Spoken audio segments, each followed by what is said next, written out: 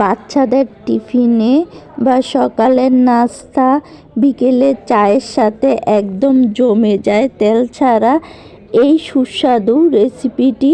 নাস্তার রেসিপিটি একবার বানালে পরিবারের সবাই খুব পছন্দ করে খাবে আর বারবার বানাতে ইচ্ছে করবে। এত হেলদি একটা নাস্তার রেসিপি। তো এখানে আমি 2 কাপ চাউলের গুঁড়ো নিয়ে নিয়েছি।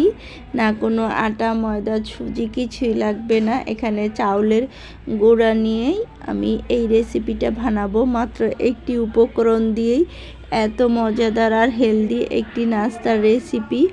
আর বিশেষ করে এই নাস্তার রেসিপিটা মাংস দিয়ে খেতে একদম জমে যায়।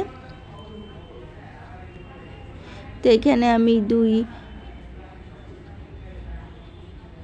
বাটি চাউলের গুঁড়ো নিয়ে নিয়েছি আর এখানে দিয়ে দিয়েছি সামান্য একটু লবণ।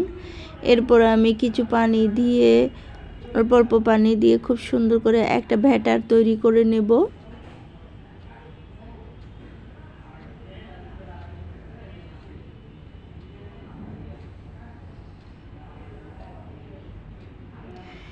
এখানে এক এক করে আমি একটি ব্যাটার তৈরি করে নিতে হবে এখানে খুব সুন্দর করে, যাতে কোনো লাঞ্চ না থাকে।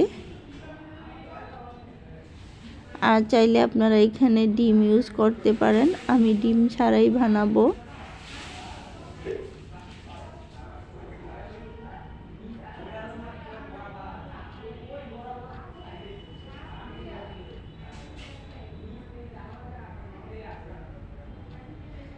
কতটা সুন্দর হয়েছে ব্যাটারটায়, যে দেখুন পাতলাও না ঠিক ঘনও না, এরকম হবে যেন আমরা চিতই পিঠা বানাইলে যেরকম একটা ব্যাটার তৈরি করে ঠিক সেরকম একটা ব্যাটার বানিয়ে নিতে হবে।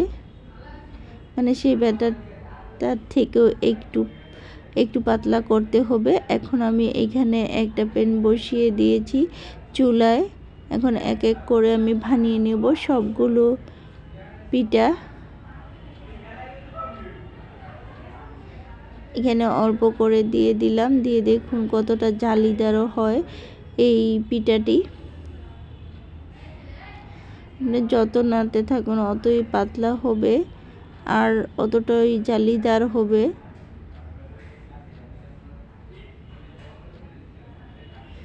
কতটা জালিদার হচ্ছে দেখুন।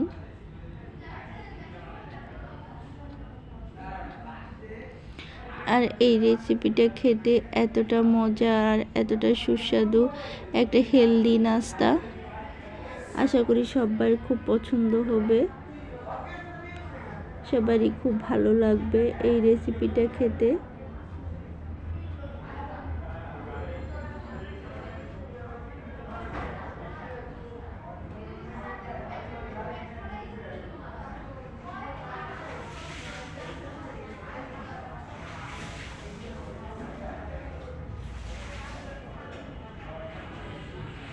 কতটা সুন্দর হচ্ছে।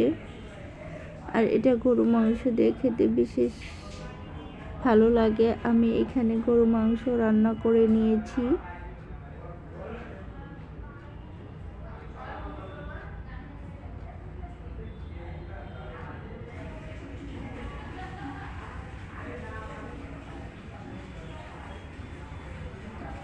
এখানে আমি গরু মাংস রান্না করে নেব। আর এই পিঠাগুলো খেতে, এই পিঠাগুলো কিন্তু বানিয়ে রাখলে আপনি অনেক নরম এবং তুলতুলে হয়ে থাকে। এই পিঠাগুলি ছোট থেকে বড় বাচ্চারা সবাই খুব পছন্দ করে খায়। আর তেল ছাড়া এই হেলদি নাস্তা।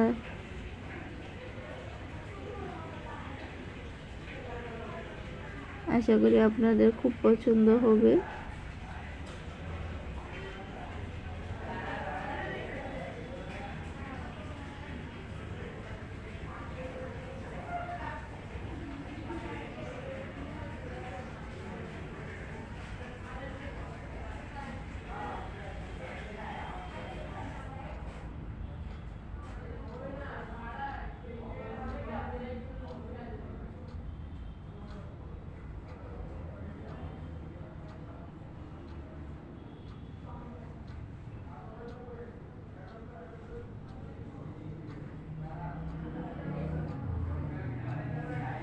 তো এইখানে আমি কিছু মাংস রান্না করে নিচ্ছি, গরু মাংস।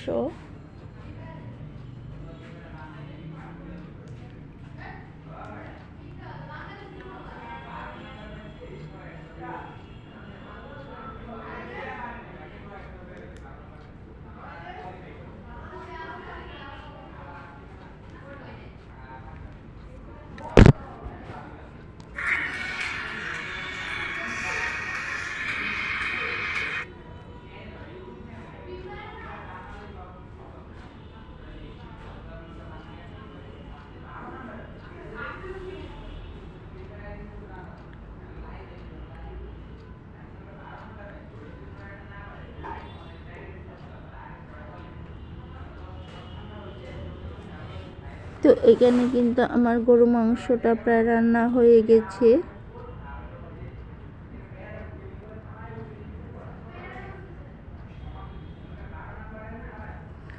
তো এই মাংস দিয়ে আমার পিঠাটা খাবো।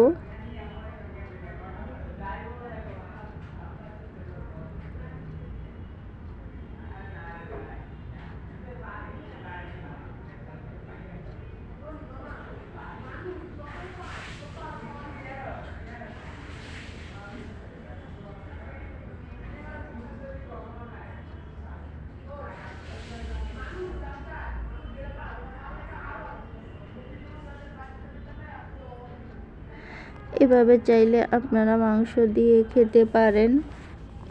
এটা খুবই মজাদার একটি পিঠা।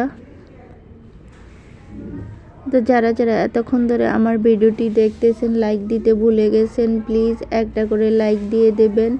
আজ এই পর্যন্তই বিদায় নিচ্ছি। তো আশা করি সবাই ভালো থাকবেন, সুস্থ থাকবেন। আর আমার ভিডিও বা ভয়েসের মধ্যে যদি কোনো ভুল ত্রুটি হয়ে থাকে তাহলে ক্ষমা দৃষ্টিতে দেখবেন। আশা করি সবাই আমার পরবর্তী ভিডিওর জন্য অপেক্ষা করবেন। সবাইকে অসংখ্য অসংখ্য ধন্যবাদ। এ পর্যায়ে আমি বিদায় নিচ্ছি। ভালো থাকবেন, সুস্থ থাকবেন। আল্লাহ হাফেজ। আসসালামু আলাইকুম।